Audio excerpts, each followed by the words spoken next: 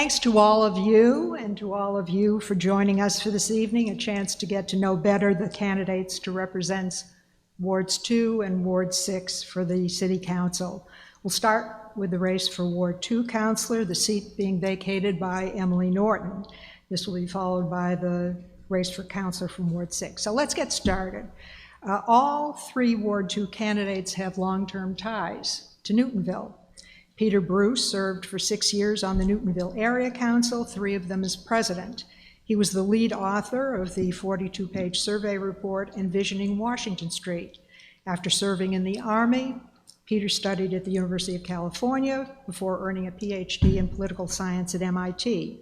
He later taught political science at Holy Cross and worked as a researcher at the University of Connecticut. Peter moved to Newtonville with his wife and son 28 years ago. Next is Daniel Gaynor. Dan grew up on Cabot Street. He served as a presidential appointee in the Obama administration in the U.S. Agency for International Development. He worked for Nike on diversity and sustainability and other strategies. He's currently the entrepreneur of a business in the AI and big data sector. He has degrees from Washington University in St. Louis and the London School of Economics. His wife is Kara, and they have a baby daughter. And David Micley and his wife, Molly, both grew up here. David, the 5th generation of his family to do so. His background spans the nonprofit, public and private sectors, with experience in community organizing in Dorchester, teaching at a teen program at Hebrew College, and fundraising at Combined Jewish Philanthropies. He was an elected town meeting member in Brookline, a board member of the Newton League of Women Voters, and a trustee for Newton's OPEB board dealing with other post-employment benefits. David has degrees from Emory University and MIT, and he now works in business development for a digital asset startup. So, the idea of this debate is to fairly apportion time, but to have this as conversational as possible. As moderator, I will be actively engaged in moving the discussion along. So, let's start with Peter, then Daniel, then David. What are your 3 top priorities and why? Peter. First would be separating the village center zoning from the MBTA Communities Act, because they clash a lot, and the requirements for the MBTA Communities Act are more moderate. It's a reform. I would say the VCOD, village center zoning, is more of a revolution.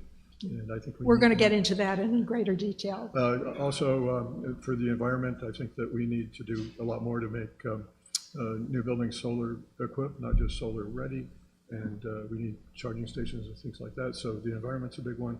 And consistent with that, I think we need to support Emily Norton's tree ordinance that would preserve more tree canopy. And we'll get to that too.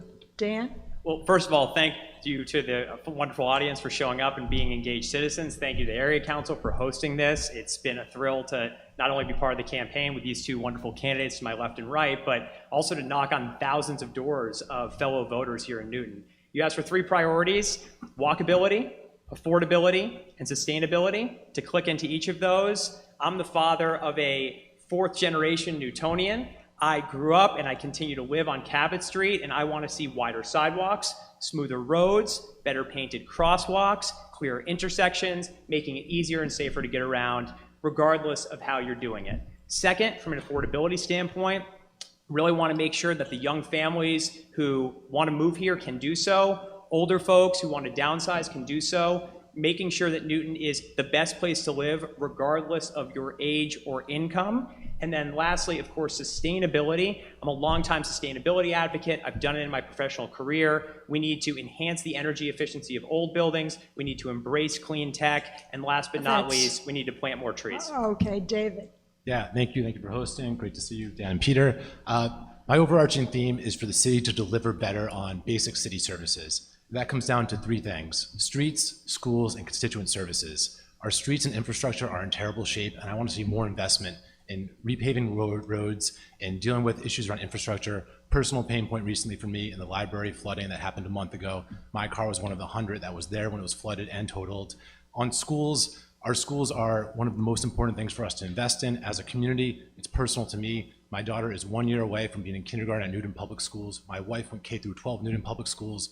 My sister-in-law taught at Bigelow. My wife worked at Bigelow as a social worker. And I think our schools need more support, our teachers need more support, and we need to invest better in our schools. And finally, constituent services, which is genuinely the main reason why I'm in this in the first place. I want to help residents with their everyday issues. My cell phone is 617-413-6330. If you live in Ward 2, call me, text me. I would love to help with anything I can.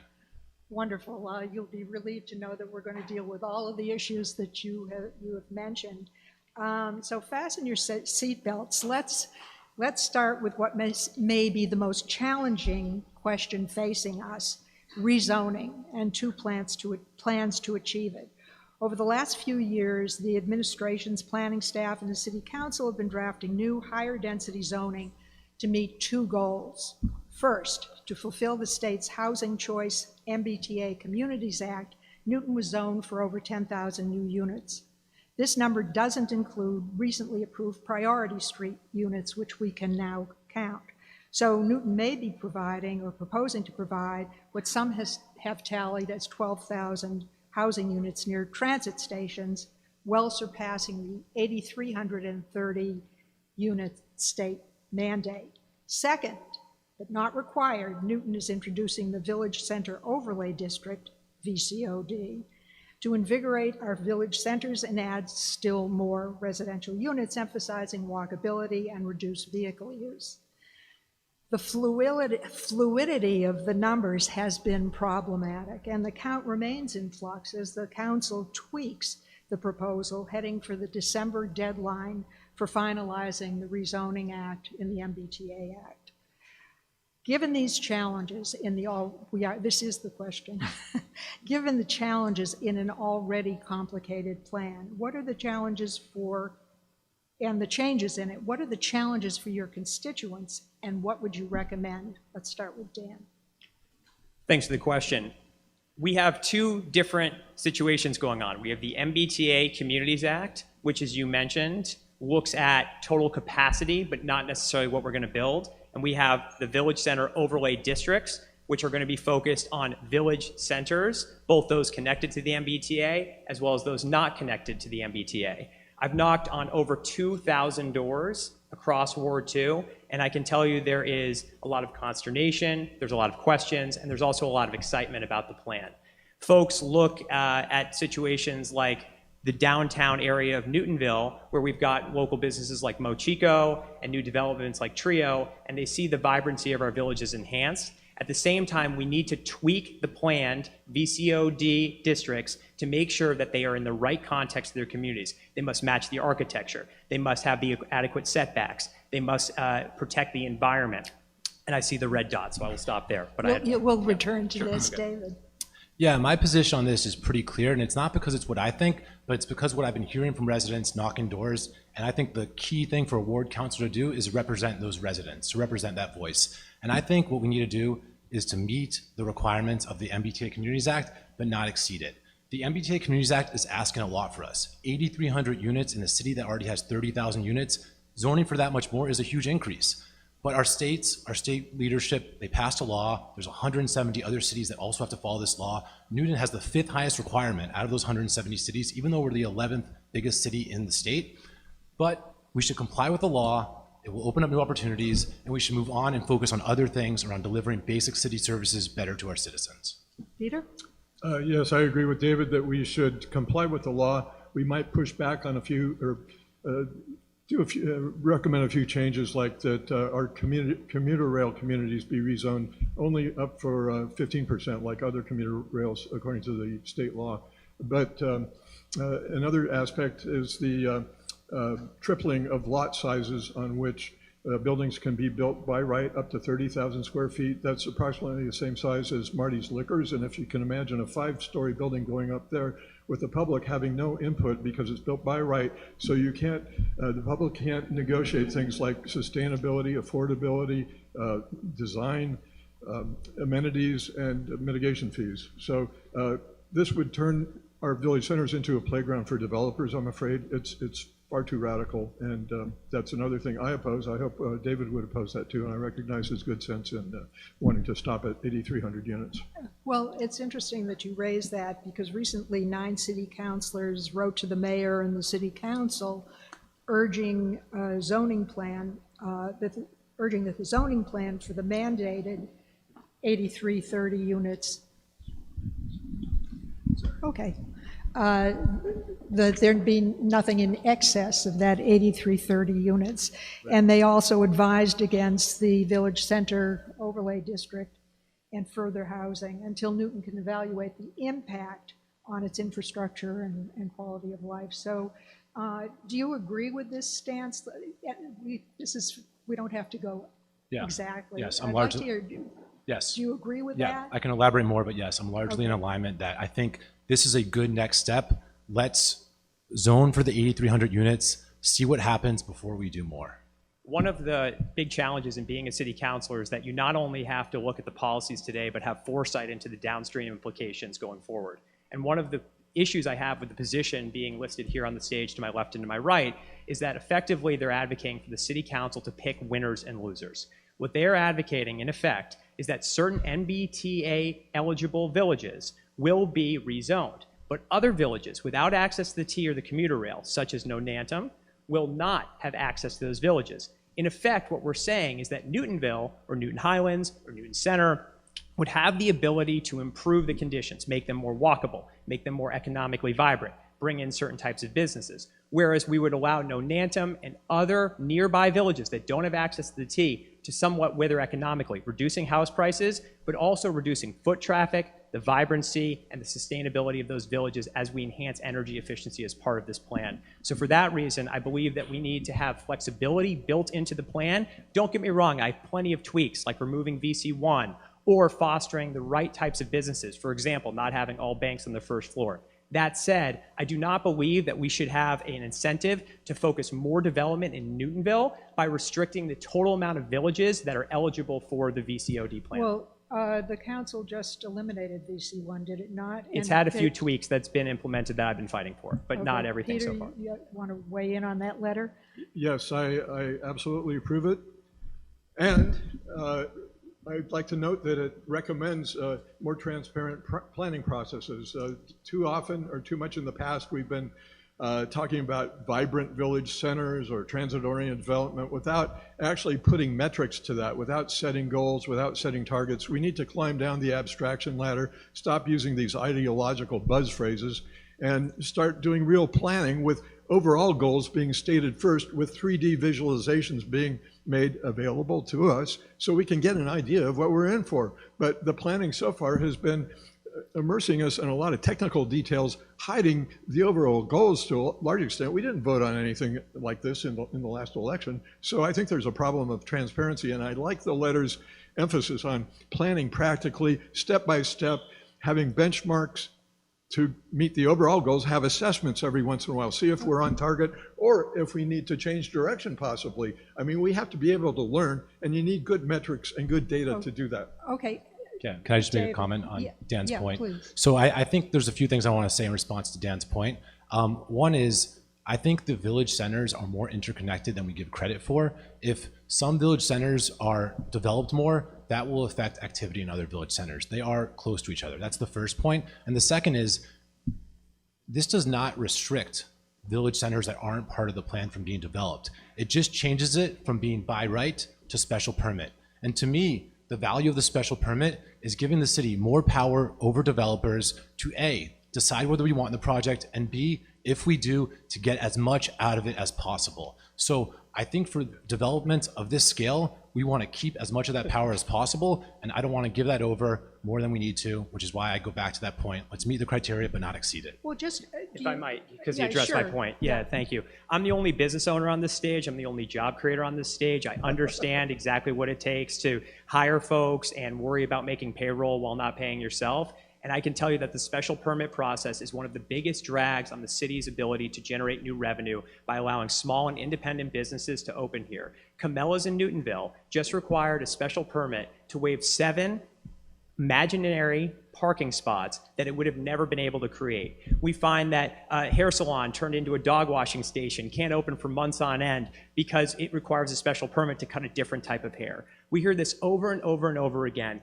and it's exemplified by the closing of Bigelow Cleaners here in Newton Center, open for 90 years, a community icon, that said in the Charles River Chamber of Commerce newsletter, I wish that we hadn't taken such a strong and ideological strident stand against development because we need the foot traffic in order to stay alive. I'm a big focus on small and independent businesses, and the special permit process squashes them. Okay, moving from ideology then to specifics, can you tell me the number of stories that you think should be allowed to be built by right in Newtonville's Village Center, both on Walnut Street and Washington Street? And this is short answers. Yep, sure. Yeah, I think on Walnut Street should be 2.5, on Washington Street 3.5, and on Austin Street 2.5. I think the one tweak on the question I might make is where, right? So what's the maximum height in context of where the location is? In between, for example, Washington Park and Madison or Newtonville Ave on Walnut Street, we have MRT, VC2, and VC3. So I'm favoring a maximum height of 4.5 stories with the ability to include affordability incentives that gets the units in the building up to 25% affordable, with the vast proportion, the most land area being devoted to MRT, which is of course more residential. Do you want to weigh in on the number? Oh, sure. Yeah, 4.5 stories is actually a euphemism for 5 stories, only with a 7-foot setback. So that's 5 stories. That's too much. 4 stories, I think, is appropriate, both on Washington and Walnut. And I based my opinion on the surveys that the Newtonville Area Council did in 2014, or 2018 rather, in 2023, as well as the Washington Street Vision Plan, which set a 4-story limit in these places. Okay, I have so many more questions on this subject, but they won't pay me if I don't move on. What remaining green spaces are there in Ward 2, and what would you do to preserve those green spaces? And let's also address the issue of trees. We'll start with David, then Peter, then Dan. Yeah, no, Ward 2 is full of some amazing green spaces. Edmonds Park is essentially right in front of my house. I go there regularly with my children. We have other beautiful parks and treat areas, Bullows Pond.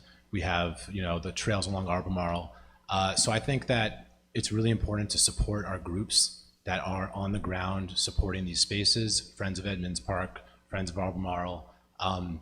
That to me is, those people are on the ground doing the most, cleaning up the trails, fixing them, taking away big branches that fall down. And I think that as we see the pressure for development, as we see the pressure for these new laws that we need to comply by, I think it is so critical that we don't let any new project take away any trees, take away any green space, that's all preserved, because that's why we moved to Newton. Well, would you favor an ordinance to protect the tree canopy, and what would be involved in that? I have already, oh, is it my turn? Yes. Yeah, like I said, the reform proposed by Julia Malachy and Emily Norton preserves tree canopy, which 54% of which is on lots with 1 to 4 housing units on them, and those trees generally can be cut down at the owner's discretion, which is a problem for preservation purposes. So they would have a fee that would go into a fund that people would have to pay into if they chop down their trees, and I think that's a good reform. As a longtime sustainability professional, protecting green space is core, I think, not only to our climate change goals, but also to our identity as the Garden City. I was going to say the Garden. I'm a member of Green Newton. I'm a member of Friends of the Edmonds Park. I'm a longtime user of Cabot Field. I think protecting green space is absolutely essential. Newton right now has 20,000 trees. In 1983, we had double that. We had 40,000 trees. The rate of cutting down historic trees is, in my view, unacceptable, and any incorporation that we have of green space protections into the Village Center plan, I will not only back, I will advocate for substantially. I also want to make sure that we make our trails and our parks more accessible for all sorts of walkers, whether that's dog walkers in Edmonds Park, whether that's Little League players in Cabot Park, whether that's the Farmers Market in Cold Spring Park. It's absolutely essential that we protect our green space, particularly as we've seen this summer. Trees can be very, very strong mitigators of flooding, but also heat islands that very much affect our population. So from that reason, I'm highly supportive of protecting our environmental spaces. How do you feel about the dam rehab project at Bullows Pond? Yeah, I mean, that is a mandatory thing we need to do. The federal government inspected that dam and said it's not up to standards. So it's something we need to do. It's something we will do. And my view on anything around flooding and water is that it is much more expensive to deal with a flood than to invest in preventing one. So that is absolutely essential we address that quickly. I see some heads Well, nodding. Bullows Pond, the history of it's fascinating. It was built in like I don't think we have time for the whole. No, I won't get history. into the whole thing, I swear, but you can tell I've done my homework. It was built in the 1600s to power a grist mill, right? And it's had all sorts of different ecological issues over time.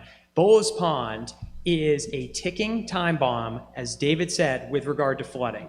If we have another historically rainy season, and this summer is a top 20 rainy summer in Massachusetts history, Bullows Pond, this earthen dam with trees that have grown into it, that has been established as structurally deficient by the state, risks flooding all of Walnut Street and actually putting in a huge amount of water and flooding into Newton North. So I think it is something that is urgently needed because we are one act of God away from dealing with a major infrastructure issue. Peter, dam or flood?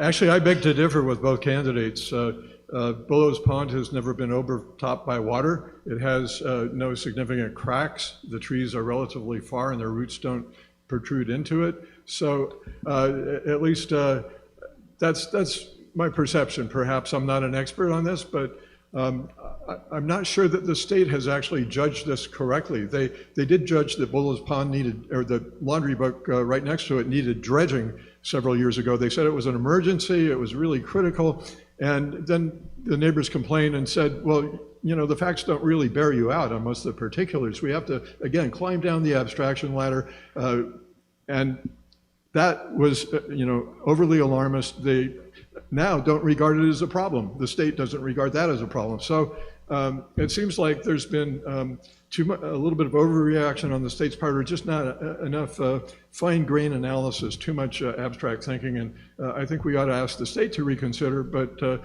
I might be wrong. I'm not an expert on this. Yeah, Okay, and well, just to let me have clarify, to- can I just yeah. clarify one quick thing? My concern isn't a Bullows Pond overflowing, but it's the dam breaking and all the stuff downstream, the houses that have, off Walnut Street, off Hull Street, that have that creek that Bullows Pond flows into. If that dam breaks, I think there's concerns of flooding there. That's really what I was referring to. There is. Newton leaders propose encouraging residents to use public transport, bikes, or walk by reducing parking requirements and redesigning streets for pedestrians and cyclists. Would you support these measures or pursue a different approach if elected? Peter, then Dan, then Dave. Generally, yes. I mean, I wish that we would actually protect people that ride bikes. I ride a bike all the time, and I don't get much protection on Walnut Street because there are all these signs that seem to indicate something, but nobody knows what they mean. I'm supposed to have the right-of-way when I ride in the main block, but nobody gives it to me. So I think the city ought to clarify what these rules are and get things straight.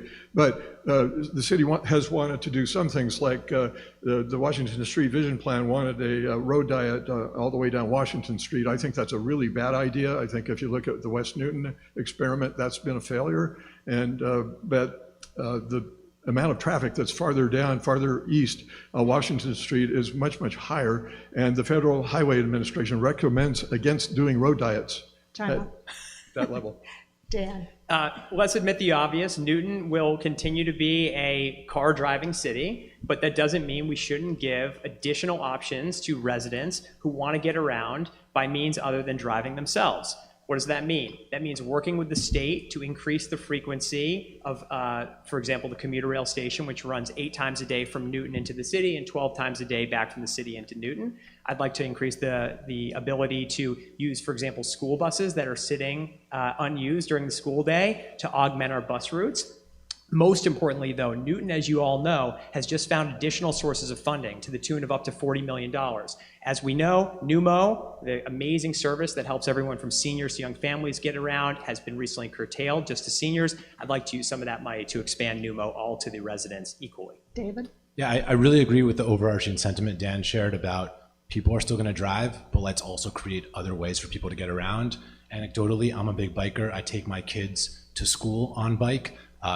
There's parts of the city that are great for that, and then there's parts where the bike lane just disappears. So I go down the carriage lane, it's great. I go on Walnut Street, a little shaky, but there's still a bike lane until you get to Newtonville, and then it just disappears. So I think we need to do more in making bike lanes consistent, protected, and have real connectivity between the different areas that people want to bike around in the city. Okay, now Newton has, and I would attest to this, some of the worst potholed streets in the metro area. Which is not only bad for cars and dangerous for cyclists and pedestrians in areas with no sidewalks. What would you specifically do to amp up our program for safe streets? And I'm not talking crime, I'm talking potholes and broken legs and... Yeah, I'll just absolutely. start. Sorry, go ahead, David. Sure, I'll be quick. This is a huge priority I've been talking about since the beginning of campaigning. And again, it's because it's a concern I heard on residents' minds that Newton is terrible when it comes to streets. We put $9.5 million a year into road repair. We need to put more. And that means making cuts on other projects. The $2.5 million library renovation that we did, imagine if that went into the roads, 20% more roads that we could have repaired. The project in Livingston Cove that's going on right now, it's going on way longer than it should have. The costs are going up higher than we thought. I think that we need to take a look at some of the special projects we invest in and reprioritize those funds to basic city services like potholes, like the roads. I don't think there will be any issue in Newton that is more unifying than the agreement that roads are not good right now. I drove my wife to the hospital about a year ago this week, and I'll tell you, going over those bumps, trying to deliver a baby was a harrowing experience. One of the things that I would like to do is connect the idea of roads equals revenue. To be clear, our construction costs and our road repaving costs, when you actually look at the budget, are going up double-digit percent. One figure I saw was up to 30% more expensive year over year, meaning that we can't even get through the years of road repairs that we have without having to restart all over again, because roads, as you know, have a lifespan. What I'd like to do is figure out ways to drive more revenue to the city. This is somewhat integral to the Village Center Overlay District Plan, in particular, welcoming more businesses to our city, which are amazing revenue generators, and then generating that money for road repairs so that we can deal with fewer potholes, safer biking, connected bike lanes, to Peter's point, and most importantly, more walkable villages that require you to drive less overall. Peter, do you want to add anything to that? But They let covered- me focus. They covered most of it. I'd like to talk about traffic, but Well- if that's, is that not quite on topic? Well, we're kind of moving around. You were interviewed in the Newton Beacon, and you were quoted as praising the mayor's work on infrastructure and road repair. Yeah. And I wondered if you could amplify with specific examples, Yeah, what's good and what's bad. I don't disagree with my colleagues here, but back under the Seti Warren administration, the so-called pavement condition index was at 60. Now we're at 70. The goal is 80. So there's been improvement with the mayor, with this mayor administration, and I think. All right. Well, Also water mains and sewers, they've been repaired very, very extensively throughout Newtonville. Most of our water mains were 1880s vintage when we moved here, and they only got changed a few years ago, but I think the administration's done a really good job of keeping on top of what needs to be repaired, and they've really caught up a lot in that aspect of infrastructure as well. okay, this question is for a burst of imagination. If you received $1 million grant to use for the city any way you wanted, what would you do with it and why? We'll start with David. Yeah, so I think our schools should always be a top funding priority. There were massive budget cuts to the schools this year. Kindergarten aides were cut, middle school class sizes grew. I think we need to invest proportionally to the schools in line with the rest of the budget, so that's roughly 65%. And then the streets. I think the streets and schools are kind of my two cornerstones of what I hear people talking about, what I think people want to invest in. And I would put it into road repair. There's plenty of bumpy streets across Ward 2, so I would advocate for those to be prioritized. You gave me $1 million, right? Right. All right, as a business person, I've been taught to think, divide and conquer. So I would give the biggest proportion of it, and I'm making up figures here, but say 80% or $800,000 devoted to our schools. Now, that's not going to fill the budget gap that the NPS is working on with regard to filling in the hole for teacher contracts, but I'd love to see some of that money used for enhanced HVAC systems, which are absolutely critical at a time when COVID is on the rise again. I want to make sure kids can stay in the classroom. I'd also want to invest some of that money in tutoring for COVID catch-up. We still have a lot of kids who are lagging behind due to Zoom school, and then I would use about $200,000 of that, 20%, to invest in enhanced staff for economic development. Currently, Newton has only one economic development official. I'd like to see 2 or 3 more people to help businesses navigate the Byzantine, very complex and very costly process of opening shop here in Newton.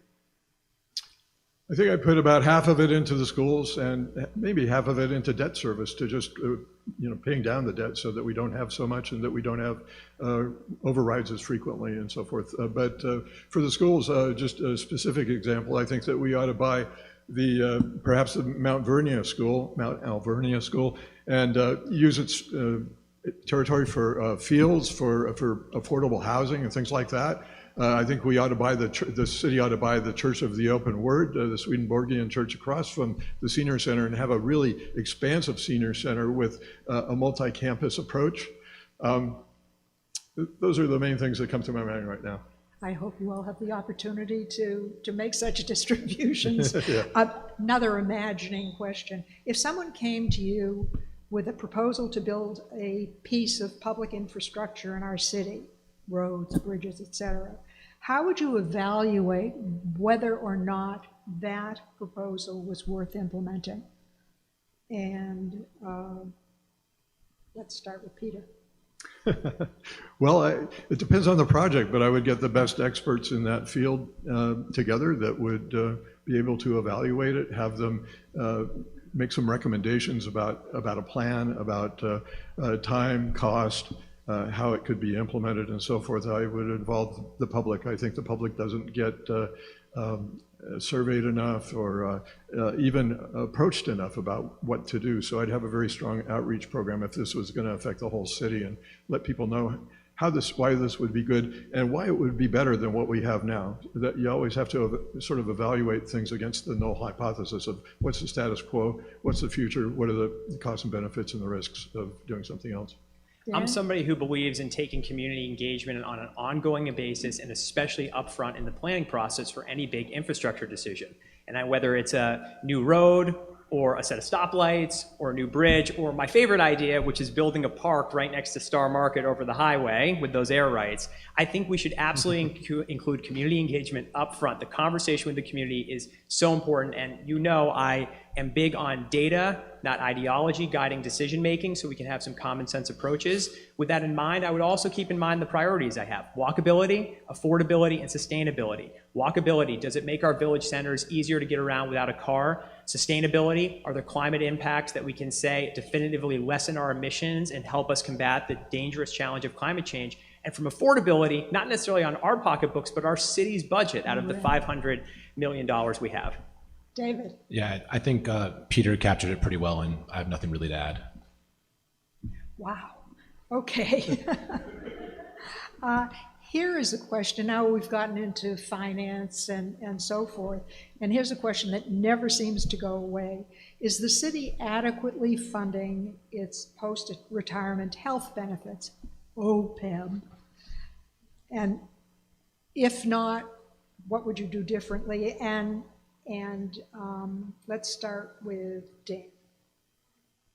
Dan. Okay, great. So as we just saw, there was an original plan to fund the pension liability we have at a city at a growing compound interest rate of about 9% a year. We found additional money to drop that down to 6.5%, and with the new $40 million as identified by the mayor, we're going to drop that down to about 5% a year. We are well on track, as with many other communities in the state, to pay down our pension liability into the early 2030s. I'm not too concerned about it. We also get fantastic investment returns when we devote some of our extra free cash into an investment fund run by the state that returns 5% compounding a year. So we're making wise choices with regard to our pension planning. That said, we absolutely have to make sure that we're covering the additional and existing financial challenge we have most importantly, making sure that we retain and hire the best teachers on the planet. We have to back our educators. Okay, let's expand this a little to what is necessary to put the city on a firm financial footing. In other words, we've addressed OPEB, and you can do that also, David. Yeah, I think first of all, on the pension and OPEB funding, it's a huge liability. It's going to put increasing pressure on our budget over the coming years. And it's something that Mayor Fuller's been very committed to, very focused on. I think we might actually be able to be doing this not as aggressively as we currently are. School committee member Chris Bresky proposed some really interesting ways that we can push back the funding a few years and open up a lot of funding so that we can support our schools and teachers and basic city services now. Those are ideas that I support, as long as we keep a watchful eye to make sure that we still stick to a reasonable plan. And we just need to find where we're spending in a way that doesn't have good return on investment. So when there is a project, and I keep on coming back to the library parking lot that we put millions of dollars into, and it leads to pretty bad results, we need to have a real debrief to figure out what happened there. How did we spend that money that way and have that kind of result? There used to be signs in the library parking lot that said this is a flood zone warning. They took those signs down after the renovations, and then there was probably one of the biggest flood experiences, at least in my memory. So yes, that's what I think we should do. Thanks. I agree with both my colleagues, and I think that we need to acknowledge that the OPEB money is sacrosanct. If we want to be able to attract the best talent, we have to let our civil servants, our teachers, and everybody else know that they're going to get their benefits and that these shouldn't be challenged. But there are ways of stretching it out, Chris Bresky's plan and other things that are creative ways of dealing with the problems. I don't think it's an emergency. I'm curious to know very quickly how each of you voted in the override referendum this spring. 2 for schools, 1 for the general operating override. Just quick answers. Yes, I voted yes on all 3, and I'm critical of Mayor Fuller for putting the horseman question in question number 1, which failed. 75% of the override money would have gone to the schools. For that reason, I voted for all 3 items. I don't like to see taxpayer money wasted, and I've seen the planning department grow its staff by double and its budget by triple over the last 10 years. And with a lot of projects that just big projects that we've turned away from, we've abandoned. It seems like we have a lot of false starts. And so Lenny Gentile pointed out that there was a lot of money available. I don't think the city's transparent enough, especially about the planning department, but. Okay. All right. What can Newton do to address the gas leaks throughout the city? And do you support banning future natural gas hookups? And we can expand that to just the overall question of fossil fuels, not just leaking fossil fuels. So let's do David and then Peter and Dan. Yeah, it's definitely, we definitely need to address the issue of gas leaks. They're everywhere. It's a huge problem. It's an expensive problem. And we need to do it comprehensively. And I do think we need to create very strict requirements on new construction for heating and cooling to not be dependent on fossil fuels, to use electricity. And that to me is a no-brainer that we should be doing for all new development. I think there's a group called Mothers Out Front or something like that that has a sort of an army of women that go around and find these places. I think that's a great service to the city. I think the city ought to follow up. It's hard to know how, when you have private companies that without state regulation or state intervention, somehow it's a little bit hard to know how to have a really comprehensive plan to deal with this. But also just regarding fossil fuels in general, I think we need to have more charging stations so people can use EVs, electric vehicles, more easily, especially renters and condo people who may not have access to, a line of electricity. We ought to have new buildings be solar equipped, not just solar ready, which most of them are solar ready, but not solar equipped. And we should have planning for more green space and trees in these heat islands that exist and so forth. So, and 4-story buildings, according to the latest architectural cutting edge reports that I've seen, 4-story buildings are the ideal for conserving energy. Gas leaks are, if I might jump in, gas leaks are not only a massive and unacceptable public health issue. I was just on Homer Street with members of Ward 2, residents of Ward 2 the other day, and that has been an ongoing issue. I certainly wouldn't want to walk my daughter past a gas leak, but it's also something that puts an incredible dent in our ability to fight climate change, right? Newton is 80% renewable energy right now. I want to get us to 100% renewable energy, and importantly, I want us to be one of the first 10 cities, as part of Governor Healy's new plan, to require fully electric new development, no new gas infrastructure in additional new developments. Where possible and where financially feasible, we should look to retrofit old buildings that are energy inefficient and also likely to leak gas. But most importantly, we should start with new developments to ensure that there isn't any new gas infrastructure built into a new apartment, a new multi-residence, or a new commercial building. Quickly, what's your time? Just give me a timeline for going to 100% fossil fuel free. Just quickly. I don't have a good date. 2030. 2040. 2035. Okay. Chris Pitts, do you have a question for the candidates? What? I missed some of the beginning, so I'm not sure if you passed some. Oh, you know what? I have a question. You don't have one. Okay. Can I say one better than the rest? Why do you think the override failed to pass? Yeah, I have a few thoughts on that. I think the override failed to pass because, for a few reasons. One, it was a tough time economically. People were uncertain about the future and they didn't want to pay more.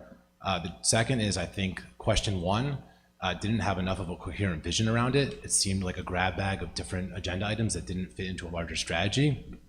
And third, I don't think enough city councilors went to bat for it. There were a few that did, but I don't think enough did. And I think there's a real issue in our city where people want to stay in power and don't necessarily stick their heads out to take big risks that are good for the city. And as someone that has their kids coming into the school system in a year, there's a real funding gap, and the override failing puts real pressure on us, puts pressure on our roads in many ways. I think we need to figure out a way to get better public buy-in before the next one, and do more strategically. Dan. Dan. Happens all the time.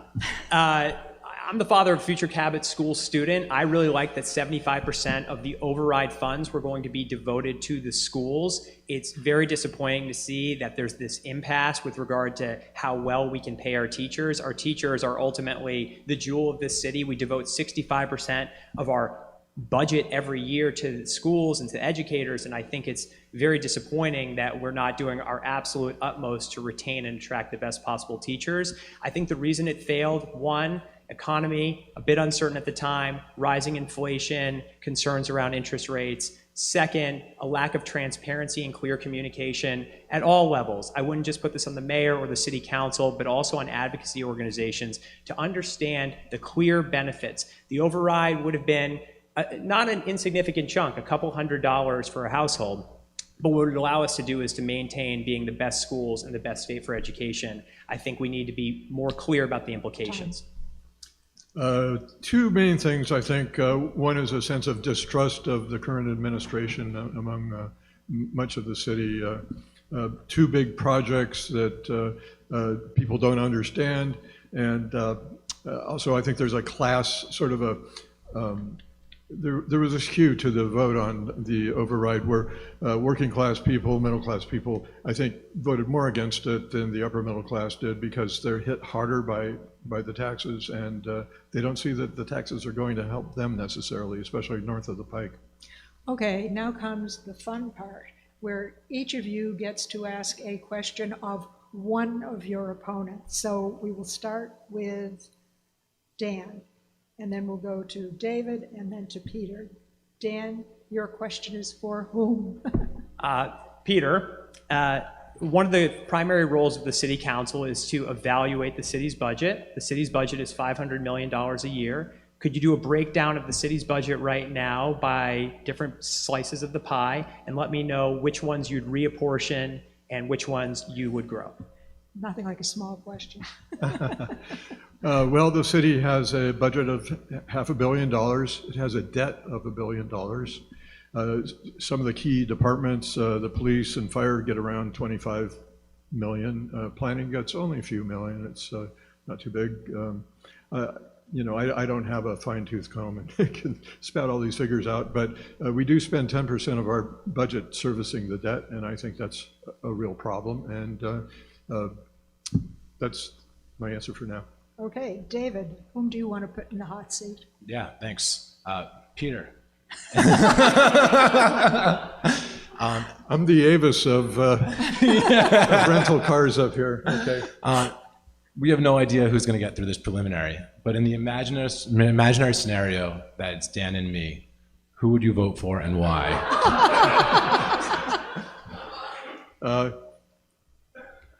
I don't know. I mean, it depends on where you stand on the issues.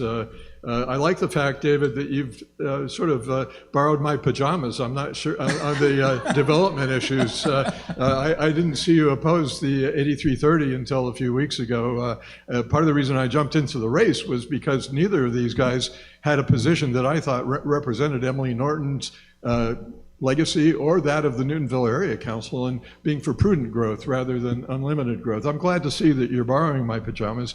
Not sure if you fit in them, but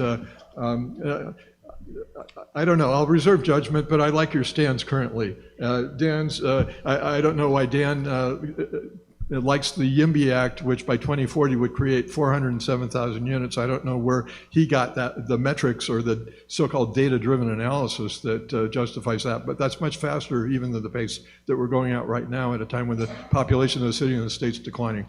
Okay, Peter, without identifying just who is the pajama vote, whom is your question for? For Dan? Dan, I'd like to know why, after Boylston Properties endorsed you, why you didn't refuse that endorsement, because it seems to create a conflict of interest. And I think that we might need a code of ethics to keep at arm's length relationships between developers and councilors. Yeah, I'm thrilled you brought this up, Peter. You know, I am somebody who's the most endorsed candidate in the race. I have more city councilors backing me than these two combined. I'm endorsed by everyone from Voters to Vibrant Newton to Engine 6 to the Gun Violence Prevention Coalition. And many of those endorsements I asked for. But one of the signs that you're having a successful campaign is when you have people asking for lawn signs or sending in donations who you don't know, let alone agree with.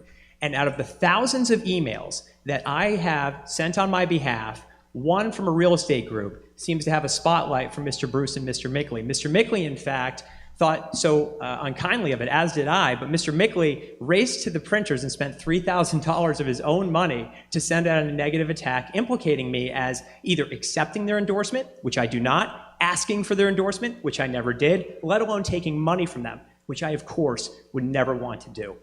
Listen, I worked on a presidential campaign going against Trump, and the last thing I want to do is see the dirty waters of national politics wade into Newton. I can only hope that my fellow candidates stick to the policy and not the personal, and these accusations are, of course, inaccurate. Thank you. Can I just respond to that? I just Very want to quickly. very quickly. I just want to make clear, I never intended or did accuse Dan of asking for the endorsement or wanting the endorsement. To me, the main point is that Boylston Properties, out of the three of us, thinks Dan is their guy. And to me, when the ward councilor has to constantly face off against developers to represent resident interests, that's something that's important for residents to know. And it was a public piece of information. They were sharing it and asking people to forward it. So I thought it was important for people to know that public piece of information. And it's really not saying that you did anything wrong. It's just saying that they were so excited about your development stance, they anointed you as your guy. Okay, If I might just address "they're my guy" thing, that I find to be... Okay, very... Thank you. Very quickly, because we've got to move to closing. I think it's important in a city where reputation matters a lot, and I'm born and raised here, to correct the record on something. When I've asked city councilors, like the vice president of city council or the head of the land use committee, to endorse me, then I'm hoping to be their guy. But when I have different voters around Newton supporting me in mass numbers, this is unfortunately something I cannot control. I reject unequivocally any endorsement from developers. I won't be accepting donations from Boylston Properties. And unlike, David has, for example, alongside Peter, met with Boylston Properties on a Newtonville Area Council meeting together. That is my only exposure to them. So I find the whole mischaracterization quite unacceptable. I think Newton should stand above negative politics. Okay, we have to go to closing remarks, and you can bring in anything unsaid in your closing. But theoretically, you were invited to say why you would be the best person to represent the ward on the city council. And we'll start with David, then Peter, then Dan. Yeah, look, when I got into this race to run for the ward councilor, I was trying to advocate for residents at the most local level of government, and now I find myself against a very powerful opponent in Dan Gaynor. He's endorsed, like he said, by many incumbent councilors because he supports zoning for more density than what's required. He's raised nearly $40,000, mostly from out of state. I'm not in this race to secure support, to secure power. I'm in this to empower the everyday residents of Ward 2. That is what the ward councilor should be all about. Listening to what you, the residents, want and standing up for you, even in the face of power. If that's what you care about, please vote Micley. I would be honored to serve you. Peter? I wasn't born in Newton, but ironically, I'm the only candidate who's served in Newton, or in Ward 2. I served on the Newtonville Area Council for 6 years and was president for 3. My vision for Newton is for village scale development and for a village scale feel. And we need democratic planning with good values, good data, and the consent of the governed in order to save money for taxpayers. We also need the experts to be on tap, not on top. I ask you respectfully to give me your vote. Thank you. And finally, Dan. I'm running for this seat because I'm the only candidate here who can balance progress and preservation, who can hold developers accountable for protecting our priorities while exerting the leverage that the city has through its permitting process and through its planning process to make sure that we're doing everything from widening sidewalks to protecting green space to increasing the economic vitality of our local and independent businesses. I'm thrilled that I have the most endorsements. I'm thrilled that I have more in-state endorsements than David and more Newton donors than Peter, but I really want to exist in the policy and not the personal. I'm running to be a positive, homework-oriented, data-driven leader on behalf of our Newton City Council that works to collaborate across the 24 people that need to team up in order to pass sensible policy. I look forward to being a father of a Cabot School student, but I also look forward to being a biker around Newtonville, a walker across different villages, and most importantly, a strong advocate for a growing and thriving city. Thank you very much to all three of you.